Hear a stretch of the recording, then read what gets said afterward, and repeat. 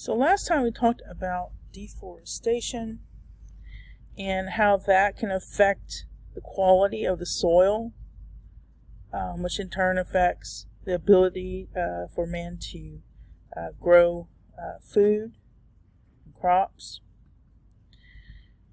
And so today we're going to talk about other different types of impact that man has on the environment. So when we talk about forests, they can be used for different resources if strategies are employed to maintain them. So mature trees can be selectively harvested from a forest ecosystem rather than clear-cutting large sections of the forest. Okay, and so sometimes you'll see that people will go into the forest and select certain trees to harvest, some of the larger trees, and leave the remaining trees there, and that way you don't have soil erosion problems. When you select the larger trees, you're leaving the younger trees and preserving the ecosystem. So as trees are cut, they can also be replanted. So the ones that are cut down, you can plant a tree next to that in that area where the tree was cut down to replenish that tree.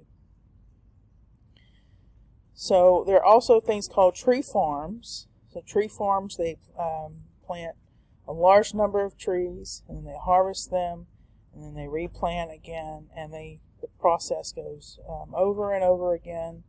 And that's referred to as renewable resources because, again, those trees that are being cut down, they are being replaced by regrowing the trees and planting little saplings. So genetically, you can grow faster growing varieties of trees that have higher quality wood through genetic selection. And so geneticists are using molecular biology in order to create new varieties of trees that grow faster and produce a higher quality wood. So man also fishes. Okay, so when we say when man fishes, it's not just fish that he collects from the waters, but also crabs and shrimps and clams and crawfish and all the different types of seafood that we eat. It is harvested by fishermen.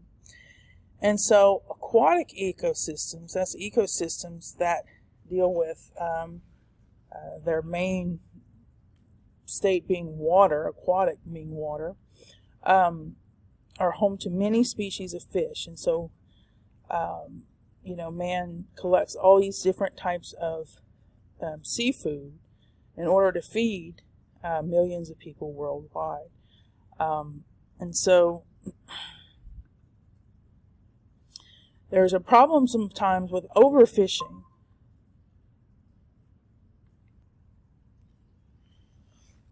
So man can overfish in an area, and so overfishing is characterized by taking more fish than can be replaced by reproduction.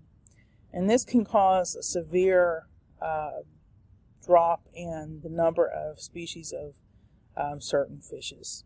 And, over time, you can get to a point where there's, you can basically, the species can be what's called fished out, or basically the number of those types of fishes will be so small that they will never come back. So it's important not to overfish, and so a lot of the governments have stepped in and have limited the amount of fish that people can take. So, for example, if you get your fishing license in Georgia, there's only a certain number of bass you can collect per day. And so even with commercial fishermen, there are limitations in how much they can catch per day, and that's supposed to help solve the overfishing problem. So in 1950, it was estimated that the world caught fish to a tune of 19 million tons. That's a large amount of fish. By 1990, the world catch had increased to over 90 million tons of fish. The population of some species of fish has dropped so low that scientists fear they may disappear altogether. So it's really important. Sorry, I lost my spot here. It's really important to limit how much fish can be caught per day in order to save the species of fish that are being fished. Alright, so the fisheries of the ocean should be a renewable resource. Why? Because the fish are being replaced. They are reproducing every year and replenishing the source of fish.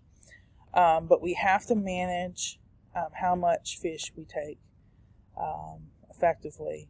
And we also have to maintain a proper food supply. So there's a balance there. We want to be able to get enough fish to maintain our food supply. But at the same time, we also have to not take as much as there is out there, because we have to leave some to reproduce for the next generation. So the United States has guidelines for commercial fishing. The guidelines provide regulations on how many fish can be caught and what size of fish can be caught. Okay, and for that's for commercial fishing, and then for recreational fishing, we also have regulations too. Okay, recreational fishing is the kind of fishing like you and I do, just a single person and not a fisherman that's fishing, with a big boat and wanting to catch hundreds of pounds of fish at a time. All right, so there's this thing called aquaculture. Aquaculture is a method that will help sustain fish populations and provide food for humans. So aquaculture is the raising of aquatic animals for human consumption. So here we see out in the ocean, we have these cages, and within these cages you have different types of fish that are being raised. Okay, and they go in there and they feed the fish daily, and then once it's time to harvest them, they can easily harvest them.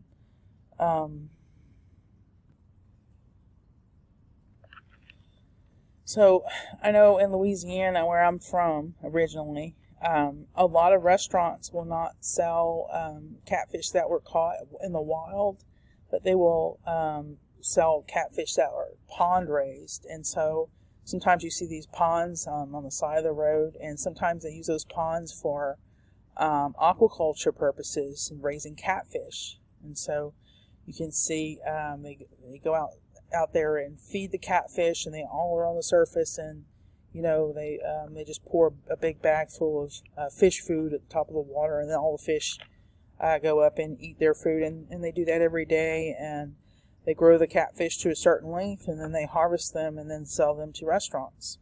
So aquaculture is a good way of raising fish in a very clean environment. You have a way to kind of control the environment if it's in a pond, and people have more confidence in that the fish are not going to be, if they're living in a clean environment, that the fish is going to be good and not contaminated with certain contaminants that you might find in a wild caught fish.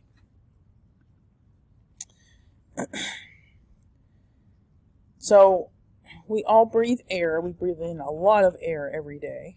And so we all are dependent upon air resources. So an air resource is, every living organism is dependent upon air resources. And the condition of the air affects our health. Okay, not only to humans, but to all the other animals as well. So we have certain types of pollutants. One is called smog. If you've ever been to California, it's pretty obvious what smog is. You can see it in the air, especially in the afternoon. So Smog is a mixture of chemicals in the air that appears as a haze in the atmosphere. It's due primarily to automobile exhaust. So in California, there are a lot of automobiles on the roads daily, and so there's a lot of exhaust generated. And so in the afternoons, you can see that collection of exhaust in the atmosphere. And in larger cities, it's easier to see than it is somewhere out in Chatsworth. It's hard to see in Chatsworth because there are not that many cars on the roads compared to larger cities. You also have smog created by industrial emissions. That's what this figure here is showing you. When you have industry in an area, it also produces a lot of smog, and they usually have gaseous waste that they release into the atmosphere, and looks sort of like a grayish, brownish cloud. So smog is a pollutant. Okay, so what is a pollutant? A pollutant is a harmful material that can enter the biosphere through land, air, or water. So there are different types of pollutants. It could be a gas like smog, or a pollutant could be a chemical, a liquid, or a solid. Okay. So the burning of fossil fuels, which is what happens when we drive our car, we're using gasoline, which is considered a fossil fuel. It fills the atmosphere with chemicals as well as particles of ash and dust that can cause health problems. Okay, when you breathe in particles and dust or chemicals, that can cause health problems. Most industries today use technology to control emissions from smokestacks. Okay, so we've tried to improve the amount of pollutants that we release into the atmosphere. And so one way is for automakers is to have a strict emission standard. Okay, that must be met by automobile exhaust. For example, you have a catalytic converter in your car, and that's supposed to convert certain types of pollutants into something that is a non-pollutant. So when it's released by your car, it doesn't harm the atmosphere. It doesn't pollute the atmosphere. So as a result, air quality of most American cities is improving. Okay, and so we're talking about now compared to like back in the 70s. In the 70s, it was really bad in the U.S. Because there was so much pollution, and I guess man didn't realize how much pollution was out there, and so steps had to be taken in order to improve the amount of the air quality that's being emitted by vehicles and by industry. Okay, so in the U.S. we have more tighter restrictions on automobile exhaust and on industry about proving how much pollutants that they release. But in other parts of the world, they don't have those regulations in place yet, and so they're getting to a point where they're having to start to add regulations, and because they're also polluting the world. The problem is, too, when the air is polluted, it's not just about the United States. Because remember, we all share the earth together. All the countries do. So if the United States pollutes the air, well, that air is going to move to another country eventually. It's going to move over another country, and it's going to pollute other areas of the world, too. And so that's also true if other countries are polluting the air. We're going to see the effect of it too, because again, we all share the same air. The air just rotates around globally. And so it's not just a country problem, but it's a global problem, right? We all share the same earth. The air is recycled. Different countries affect the air, and so it's important that everyone in every country have regulations to reduce the amount of pollution in the air.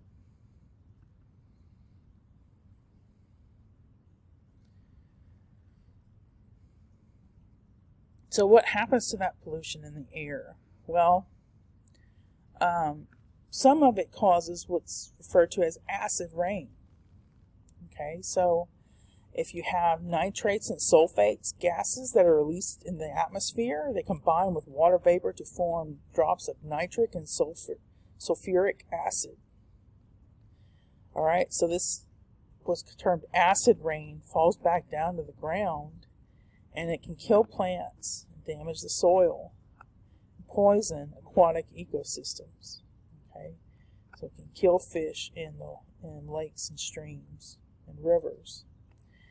So it's really important to keep the air clean, because if you don't keep the air clean, then you're going to have acid rain, which pollutes the water, right? And the water kills the plants and animals.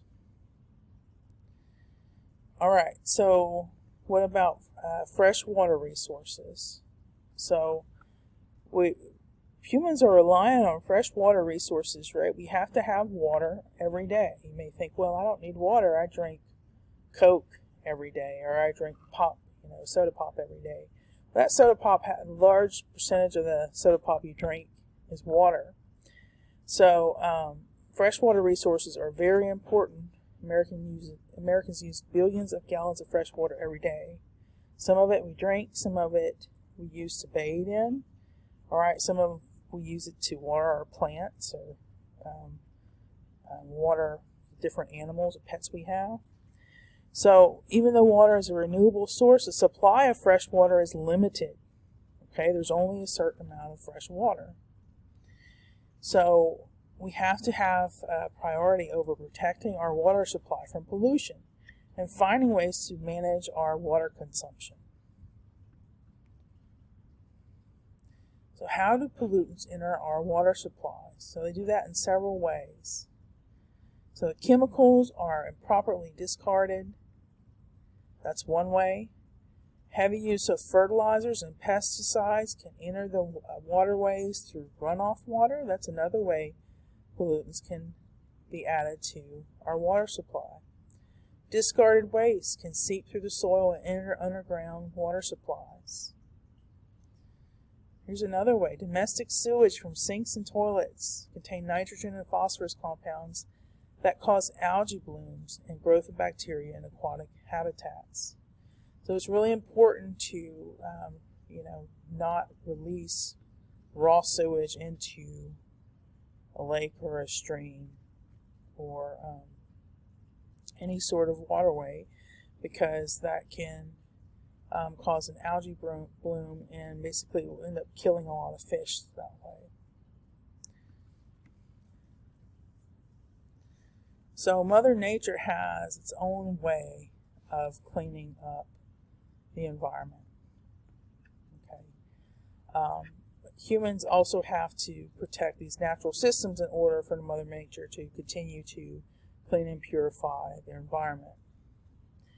So here are some of the ways that Mother Nature can cleanse her environment. Wetlands can help purify the water running through them. As water moves through the swamp, densely grown plants filter pollutants out of the water. Forest and other vegetation help to purify the water that seeps into the ground. Okay, so this is a process that happens. It doesn't happen very quickly. Okay, so Mother Nature's used to small amounts of pollutants and not large amounts, and so humans have to be careful and not producing too much and expecting Mother Nature to clean up too much at one time. Okay, so it's important to sort of regulate how much waste is released. And humans, for example, like your wastewater, like sewage, that goes to a sewage treatment plant, and before it's ever released into the environment, it has to have a very small amount of pollutants in it at that point.